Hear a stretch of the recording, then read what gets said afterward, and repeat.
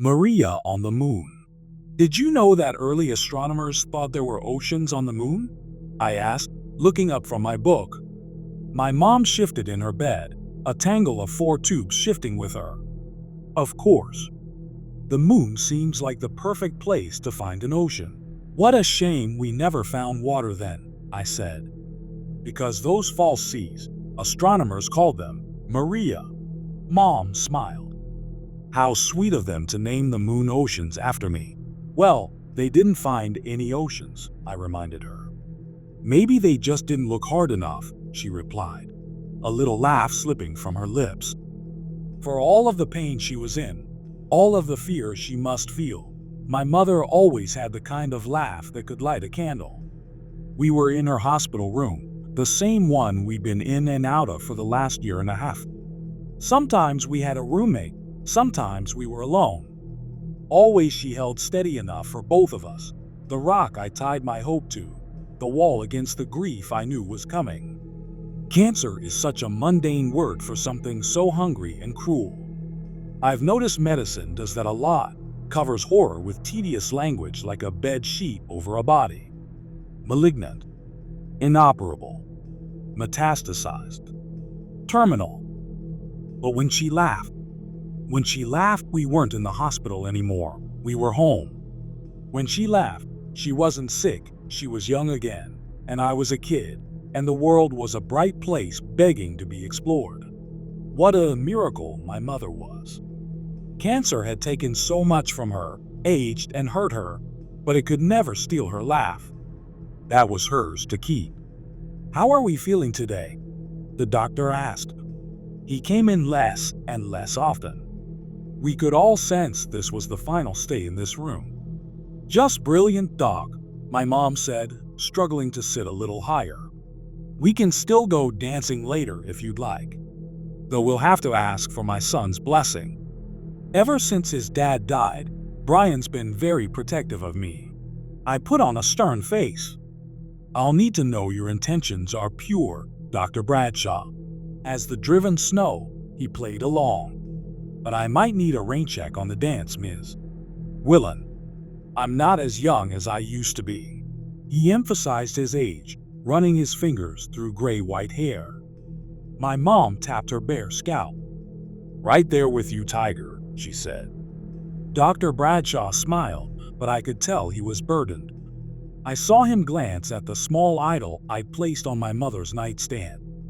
The talisman was a miniature oak tree carved from gray soapstone. There were 4 faces etched into the tree, a sentry against ill health and bitter spirits. I could tell the stone tree made the doctor uncomfortable. In all honesty, I had a tough time looking at the idol for more than a few seconds. The faces were each whittled in vivid expression. The face closest to my mother's bed was smiling kindly, and the face pointed towards the door was snarling, meant to ward away harm. The final 2 faces were both weeping. All 4 shapes were too human, too raw. There was a weirdness to the stone tree that put people on edge, but I'd grown used to every shade of weird you can imagine. My mother's side of the family was full of stories of unexplained luck and mysterious tragedy, whispered secrets and unexplained deaths. By all accounts, my maternal grandmother was either an honest-to-goodness witch or full-bore, high-caliber crazy, or both. Probably both. The stone tree was from a box of my grandmother's things I'd found in the attic earlier that month. Maybe it was just a coincidence, but my mom did seem to get a bit better when I'd brought in the talisman, at least for a little while. I was daydreaming about family history and the odd box while Dr. Bradshaw checked his charts and Mom's vitals. "Can I talk to you for a moment?" he asked, ripping me back to reality. Dr. Bradshaw tried to keep a light tone, but I could tell he didn't have good news. The hospital hallway smelled like ammonia and birthday cake. Someone must have had a party, maybe a patient, maybe a nurse. Strange how you remember the insignificant details while your world is crashing down around you. "I'm so sorry," Dr. Bradshaw told me. "The results came in this morning. It's spreading aggressively. We held it back as long as we could, Brian." Your mom is a fighter. But right now we just need to try to keep her as comfortable as we can. Brian? The wall was cracking, grief waiting on the other side, heavy and cold as an empty house. I'd known for months that this was the most likely outcome, but it still hurt to hear. Hurt worse than I could stomach. There's nothing left to try? I asked, fighting down the urge to throw up. Anything, experimental, untested, anything? Dr. Bradshaw shook his head. I'm sorry. Sometimes we just run out of options. She fought a good fight. How long does she have left?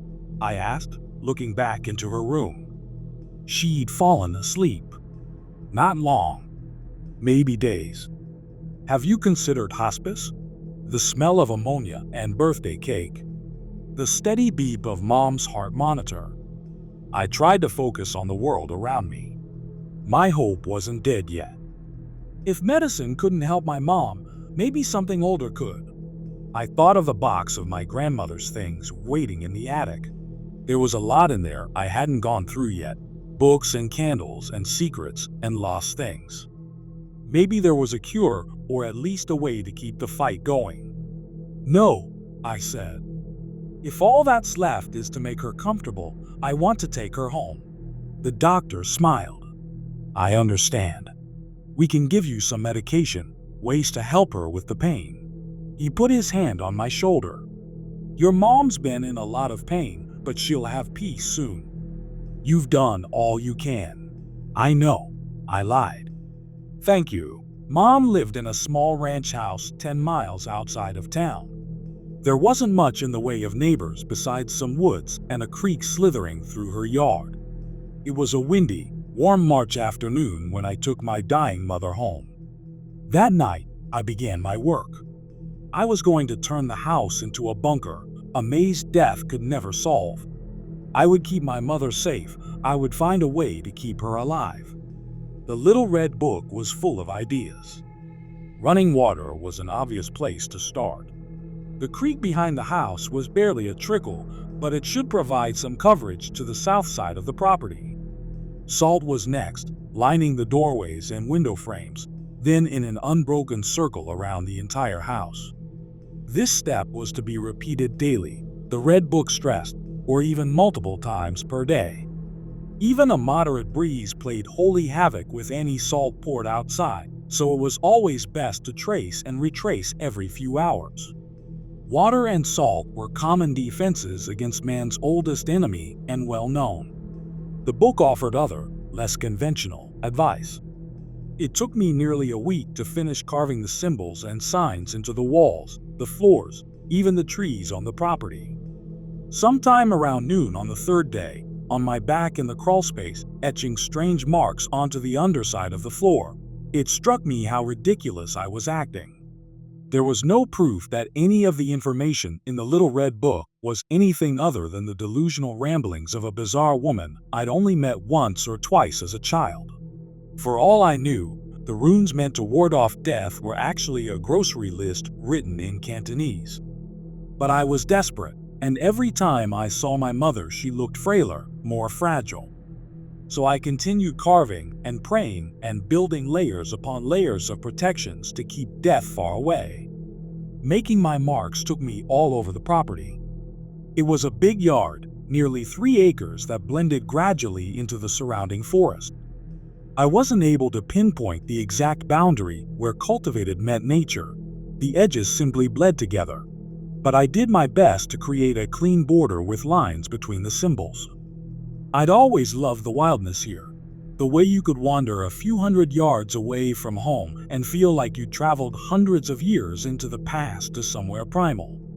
This was the perfect playground for a kid, whether I was out exploring trails or trapping minnows or spending the summer building yet another treehouse, convinced this would be the final one. It never was. I was never satisfied. The house itself, though small, was more than enough room for my mother and me. Dad died when I was 7. I don't remember much about him, just how big he seemed, with a bonfire grin and arms that I thought could hold the whole world. My mom often said I took after my father. I could see it in the old pictures of him. We had the same eyes, green as moss in the summer, and the same fiery shock of red hair, enemy to every comb on the planet. The sicker mom got the more often she called me by my father's name. I worried when she drifted away like that, but a part of me was proud she'd mistake me for him. After all of the symbols were carved, there were a few steps left in the book to deter death from visiting.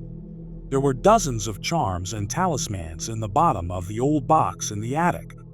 I sat up there combing through everything my grandmother left behind, referencing the red book, pushing the tiny charms into tidy piles.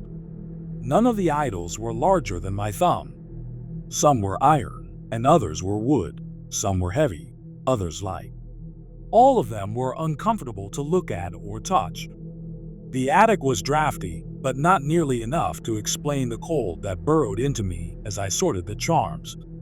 I'm not particularly tall, but the attic felt like it was designed for dolls, beams so low I couldn't even walk bent over. I moved around on my knees, rough floorboards threatening splinters even through my jeans. I could have taken the box downstairs where I'd have more room, but the idea filled me with a deep unease. It seemed better to leave the box up in the attic, only taking down objects as I needed them. Up here, at least, my grandmother's items, her legacy was quarantined.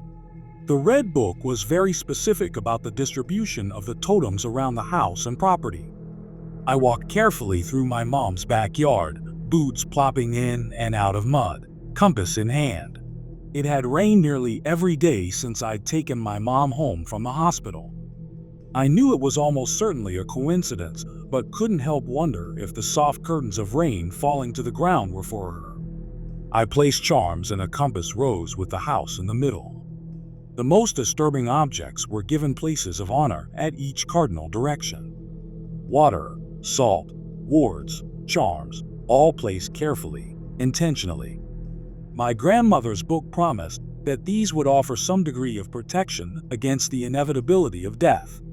The symbols would confuse it, the talismans distract it, and the water and salt make barriers to slow it down. But death might still find a crack to slip through, so the red book recommended one final trick.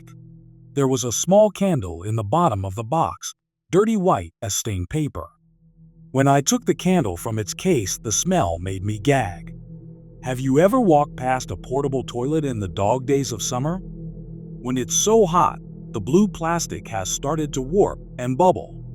Imagine that smell distilled into a finger's worth of wax.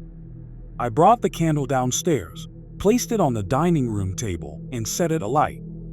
The wick caught immediately, the flame burning an unusual red-brown. No heat came off of the candle, and it actually seemed cooler the closer I moved my hand to the fire. Once the wax began to melt, the smell was 10 times worse than it was back in the attic. I choked down a greasy sickness crawling up my throat and quickly left the room, shutting the French doors as I went. That helped trap the odor, but I couldn't shake the sense of nausea. I went to check on my mother. "Do you remember the day you ran away?" My mom asked, sitting in her bed, lunch untouched on the nightstand beside her. I didn't think she had any weight left to lose before she was nothing but bone and memory. Her skin was rice paper over a frame that seemed smaller every day. Her eyes, though, no matter how fragile the rest of her became, remained two little lanterns against the dark, blue and bright and alive. "I didn't make it very far," I answered. "And I wasn't really running away, only stretching my legs." Mom smiled. "You told me you were leaving for the circus. You wanted to be either a lion tamer or a strongman or maybe a fire eater. I think I wanted to be all of that combined." Young me was big on multitasking. My mother turned, so she was looking out the window into the yard. "I was so scared when I found your note, the one saying you were leaving. My hands were shaking like you wouldn't believe when I called the sheriff and then Mr. Jonas down the way. It felt like we were searching for you for half the night, even though it couldn't have been more than an hour before we found you there, lost in the woods, wandering around and shivering. You hadn't even brought a jacket." I sat next to my mom on the bed. Yeah, I didn't exactly plan ahead for my circus escape. I remember. I remember getting over the idea real quick, but I couldn't find my way back. I'm glad you found me. I'm glad too, my mother said, and I noticed her wipe away a tear. I'm so glad. That hour you were gone, Brian, that was the most afraid I've ever been. Afraid we wouldn't find you. Afraid you might be hurt or worse. I couldn't hardly breathe through the fear. Then, suddenly, you were there and the relief nearly knocked me over. I think we stayed up together the rest of the night watching the stars. I wanted to make sure you could find the North Star in case you ever got lost again. She turned back to me, reached out her thin hand, and placed it over mine. There were still tears in her eyes, but she smiled her lighthouse smile, and, for a moment, I saw her just as she used to be, just as she was the night I ran away and my mom found me. I squeezed her hand. I was scared too. I was afraid I'd be stuck out there. What made you think of it? Well, I've been thinking a lot about dying lately, and… Don't, I interrupted. Don't talk like that. You're not going anywhere, not for a long time. It's okay, she said, squeezing my hand back. It's okay. I've known real fear and what I'm feeling now. It's not like that. I'm scared, I guess, but I'm at peace with it. I had such a beautiful life. I'm so glad I got to meet you, to be your mom. I'm glad too, I whispered, voice breaking on the last word. But I won't let you go without a fight, I added silently in my mind. Something was trying to get to my mom. The strangeness began the day after I lit the candle. At first it was small blips, tiny wrongs that I chalked up to my imagination. Doors I knew I closed at night were open in the morning. Food began to rot and spoil within days of me bringing it into the house. Eventually, food would go bad almost immediately. Every few hours the television in the living room would either turn off if it was running or on if it was off. Clocks would stop overnight, always at 3:03 a.m. Shadows began sticking to the corners of rooms independent of any light sources. The shadows were stubborn and they would linger for as long as I would stare, then disappear when I blinked. I began hearing bumps and knocks at all hours, and sometimes, when I'd enter an empty room, I had a sharp, fleeting certainty that it was only just occupied. I avoided the dining room except to check in twice a day to see if the candle was still burning. The smell was vicious and would claw its way into your throat and nostrils the moment it was given a chance. I kept the door to the room shut and kept air fresheners running in the surrounding rooms 24/7. The funny thing was, the candle never went out, never even seemed to shrink. I could see the wax melting, but day in and day out the candle refused to change. Days marched into weeks and the wrongness only grew deeper. My mom and I both lost sleep to vivid nightmares that we couldn't remember when we woke up. Only the echoes remained, but those were enough to leave my pulse sprinting until morning. I started sleeping in a chair in my mother's room. I did this to comfort her if she woke up confused during the night, but also because, if I'm being honest, I was too scared to sleep alone. I felt like a child running into his parents' room, convinced there was a monster under the bed. Thing is, maybe there was. By the third week, I couldn't keep doors closed. They would slam open the moment I left the room. A terrible scratching began inside of the walls. I told my mom it might be squirrels or mice, but the sound was so insistent, not like rodents milling about, more like a dog wanting in. I stopped leaving the house for supplies. Instead, I had what little food we ate delivered. I kept the curtains drawn. There was tapping on the glass every night. About a month after leaving the hospital, we were living like zombies. The dining room couldn't contain the smell of the candle anymore. The entire house was clogged with the scent. Tiny noises had graduated into full-on laughs and screams and whispers in the rooms around us. Something kicked the bathroom doors so hard while I was taking a shower that the hinges warped. I covered every mirror in the house. I'd started to see things in the corners looking back at me, half-hidden faces, shapes that skittered away as soon as I turned around. Mom was drifting further and further away.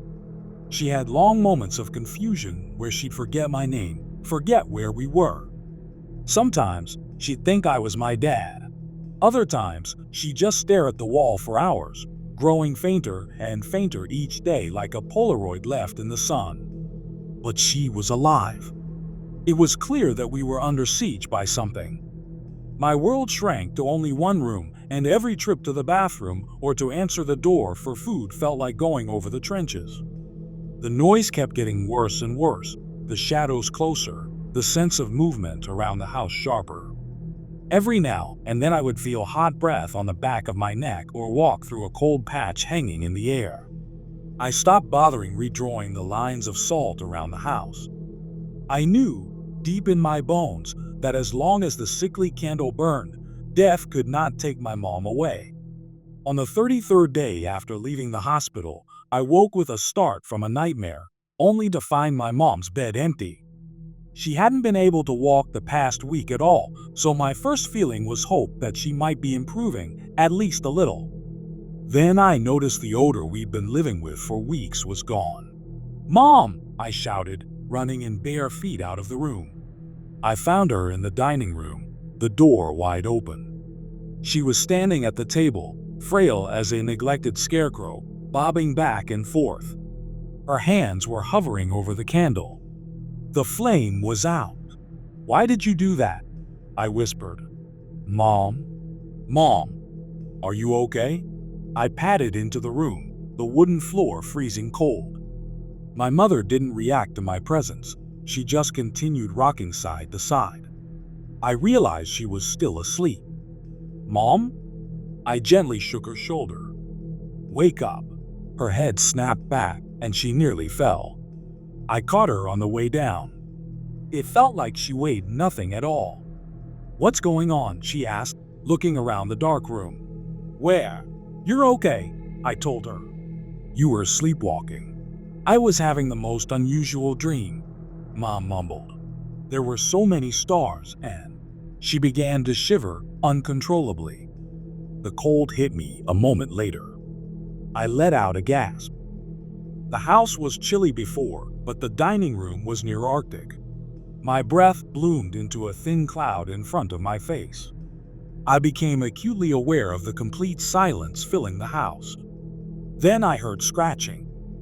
It was coming all throughout the house, deep tearing sounds at the walls around the dining room. Footsteps came immediately after, heavy and fast. Somewhere in the house, a window shattered. "Ryan," my mother said, holding on to me. "Don't worry," I said. "Everything will be." My voice deserted me as a massive shadow unfolded in the corner of the room. It was shaped like a man, but tall, so very tall. And it was fast. Before I could yell, the shadow was on us, pouring over my mother. In the space of a heartbeat, she was simply gone. "No," I whispered, clawing at the dissolving shadow where my mom used to be. "No, no, no, no, no." The shadow was disappearing like a puddle sinking into the floor. There was a texture to it, oily and too slick to hold. I thought of my mother, the night she found me lost in the woods, the night I'd run away. Her face filled my memory, her lighthouse smile. I remembered the relief I felt when she found me, the overwhelming love. I held on to that feeling, clutching it close. "You can't have her," I whispered. I closed my fist around the last threads of the shadow. There was a terrible sensation of pulling. It was like I'd caught a horse by the tail and it was trying to shake me. But I held on. A sense of ripping and being dragged. It was a riptide with a mind of its own. But I held on. It could not shake me. The temperature was dropping every second, and I felt my vision growing dark. The last thought that ran through my head before I blacked out was a promise to myself that even if I died, my grip would hold. I wouldn't let my mother's life slip away. All sounds and light faded, narrowing to a pinprick and then going black. I woke up under a field of stars. I was lying in soft grass, still wearing my pajama bottoms and an old t-shirt. It was cool, wherever I was, but comfortably so. I stood up. There were trees all around me, tall and close, stitched together with shadows. Immediately to my right, there was a road that ran straight as far as I could see, blurring into the horizon. But the stars, they were like nothing I'd ever seen before. Bright ribbons of northern lights rippled above me in green and blue and purple. Stars lit the sky like millions of lanterns floating on a still ocean. The moon shone sharpest of all, a spotlight hanging above the tree line, so close I thought I could stretch up and brush its face. "You are persistent," said a voice from the forest behind me. I whipped around but couldn't see anyone. Then a dark spot began to clarify against the gloom. The silhouette separated itself and moved towards me. I recognized it instantly as the shadow from the dining room. As it moved closer, the thing grew and grew until it touched the sky and filled my vision. A deep dread sank into me, but I stood my ground. "Give me back my mom," I shouted. The silhouette pulled away from the sky, and then it was standing in front of me, the shape and size of a tall man. But instead of a shadow, the thing had wrapped itself in stars. Miniature constellations drifted across its body, floating slowly like a time-lapse of a clear night sky. Burning brightest was the North Star, blue and warm. The space between the stars was absolute black, not a shadow but a complete absence of light. It was the most beautiful, terrifying thing I'd ever seen. "What are you?" I whispered. "You know," it replied. "Give her back," I begged. "Please, give her back." "I can't. It's her time. Past her time. You delayed me." Delayed her. I clenched my fists. She didn't get enough time. I didn't get enough time. It's not right. It's not fair. Of course it's not fair, the story thing said. But it is right. You each have your time, and at the end of it, there's me, and there is a road, and we walk it together. "Where to?" I asked. "Where are you taking her?" "I don't know.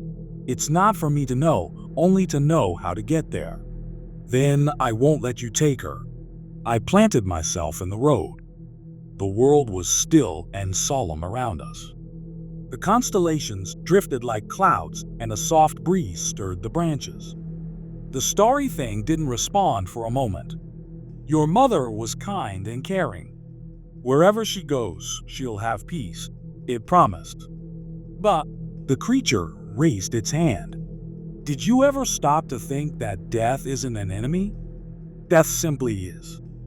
It is the natural partner to life. It knows no prejudice or malice, has no designs or ambitions. Your mother spent so long suffering, felt so much pain. Instead of letting her rest, you took it upon yourself to draw her life beyond its given course.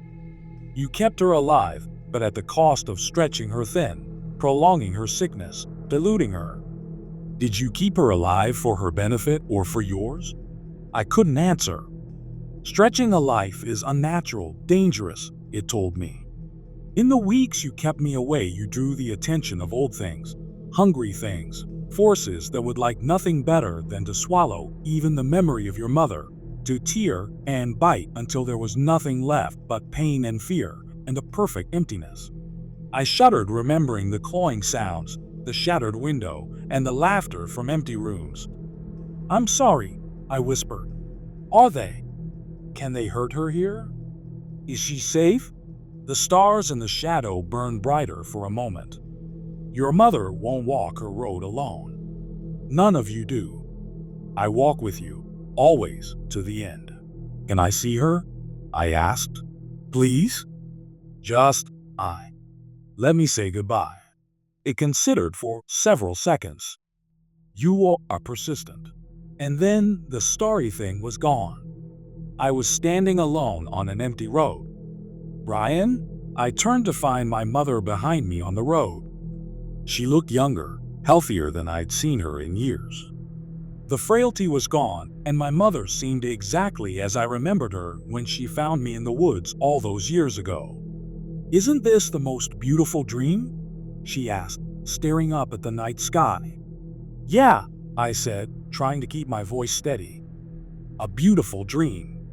I love you, Ma. I love you so much, so very much." She smiled and touched my cheek. "I love you, too. Don't cry. It's okay. I'll wake up any time now." "I'll see you then," I nodded, wiping at tears. "Sure, yeah, I'll see you then." "What do you think is at the end of the road?" she asked. "Do you think I'll have time to find out before I wake up?" I looked out at the road, scanning the trees for any hungry shadows. I don't know where it goes, but promise me you'll be careful." My mom smiled wider. "Of course I'll be careful. And she won't walk alone," said a familiar voice behind us both. I turned, expecting the starry thing, but the man standing on the road was entirely normal. The light from the moon was enough that I could see he had moss green eyes and a bright shock of red hair.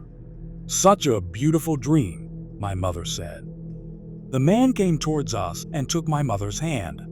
He and I looked so alike, I could see why my mother confused us when she was sick. "Take care of her," I told the man. Just please take care of her. Make sure she gets where she's going. There are things out there that want her, to hurt her. It's my fault. I'm sorry. I'm so sorry." The man squeezed my shoulder. "She'll be safe, watched over. If the devil himself is waiting on the road ahead, he'll move. Or he'll be moved." I believed him. Thoughts raced through my head. There were so many things I wanted to say, questions, a million ways to say goodbye.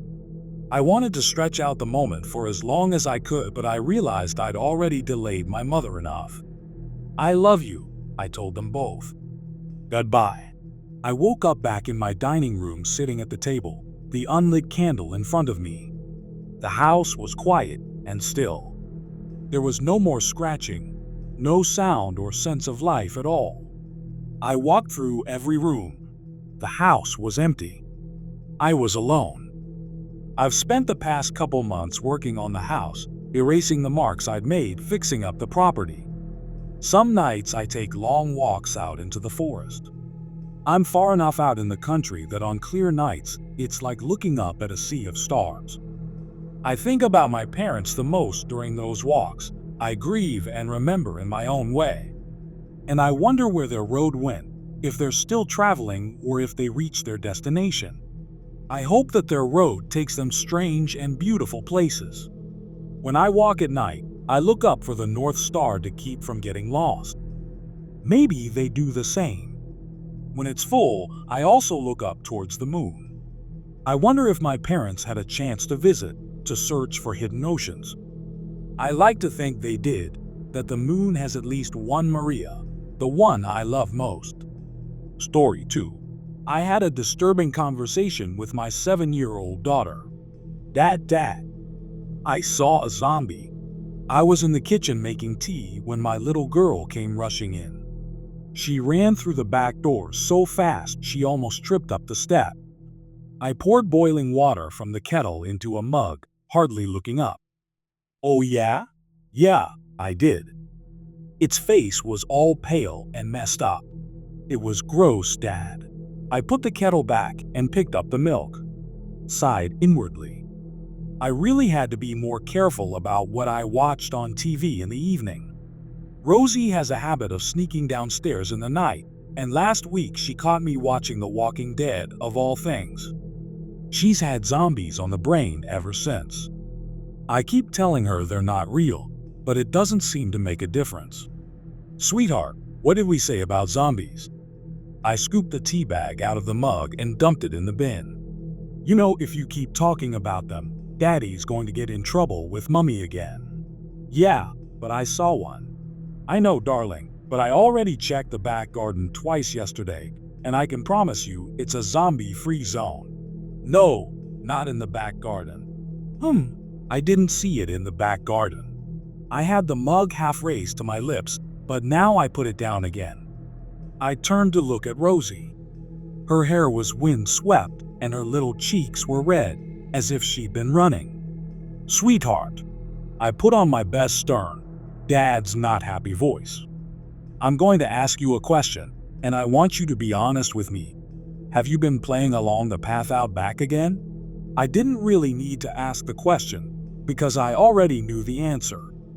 Rosie is allowed to play in the garden on her own, and sometimes, if she asks us permission first, we let her ride her bike along the path at the back of our house.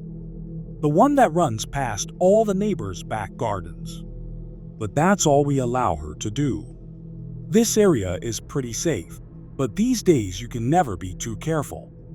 There was a burglary a couple of roads over a few months back, and last year someone was mugged on the high street. Several years ago, a few towns over, a little boy even went missing. That was quite a long way away from here, of course, but it made national news for a few days until the search fizzled out. And it made a lot of parents more cautious. Rosie's getting older now, and she's an adventurous girl, but still, you have to have boundaries. And on a few occasions lately, Rosie's been crossing those boundaries. Riding her bike further than she should. Not coming in straight away when we call her. Sneaking out the back gate when she's only meant to be playing in the garden. As I watched Rosie now, I noticed her face growing redder.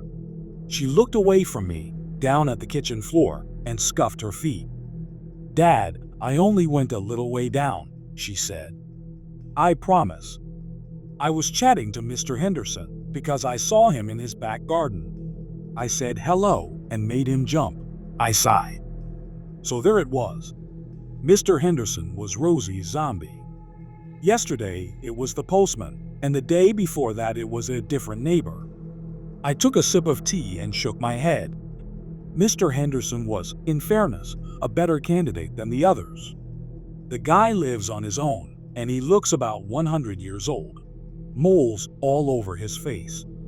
Skin like a deflated balloon. Whenever we chatted over the garden fence before, though, he'd always seemed nice enough. Just a bit lonely. I couldn't have Rosie going round calling him a zombie. "Listen to me, sweetheart. I know you didn't go far or anything, but I don't want you." "I came right back after too, Dad," Rosie interrupted. She was staring up at me now, blue eyes large and pleading. "I promise." And I even said no when Mr. Henderson offered me an ice cream, because I know you don't like me taking stuff from strangers. I opened my mouth to respond, then paused. "He offered you ice cream?" "Yeah, but I said no." Mr. Henderson really wanted me to come in and have one, but I told him I had to get home. And then I came straight back here to tell you I'd seen a zombie, and Rosie was babbling now, her voice whirring like a motor. But I'd stopped listening. My mind was still stuck on something she'd said a moment before. Mr. Henderson really wanted me to come in and have one. I took another sip of tea and frowned. That wasn't good. I didn't mind the neighbors chatting to my little girl, but I didn't like the thought of them inviting her in.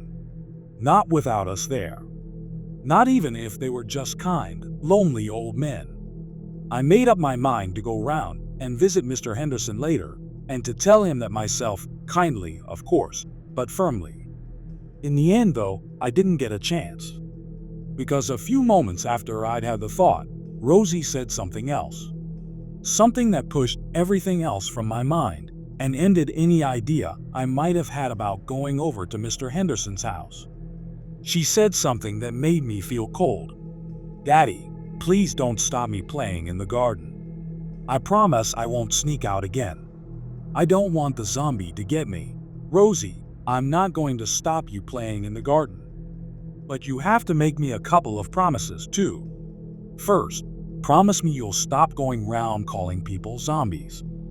Mr. Henderson might be old, but he's not one of the living dead." Rosie frowned. "I didn't." "What do you mean, you didn't? You just ran in here a moment ago calling him one." "No, I didn't. Mr. Henderson's not a zombie. I saw the zombie in his house, but it wasn't him. I frowned. I had the mug raised to my lips to take another sip of tea, but now I put it down again. What do you mean, sweetheart? You saw someone else in his house? Yeah, the zombie dad. I could see it pressed against his little basement window while I was talking to him. Cold fingers ran up my spine. What? Yeah, it was really scary. Its face was all bashed up and bloody, and its mouth was open, like it was screaming at me. But do you know what confused me most, Dad? I tried to keep my voice steady. What? Well, I didn't realize kids could be zombies too. I thought it was only grown-ups. But I guess I must have been wrong, cause the one in Mr. Henderson's basement looked just like a little boy. I hope you guys liked this video. If you did, make sure like, comment, share, and subscribe to channel Mark Stories.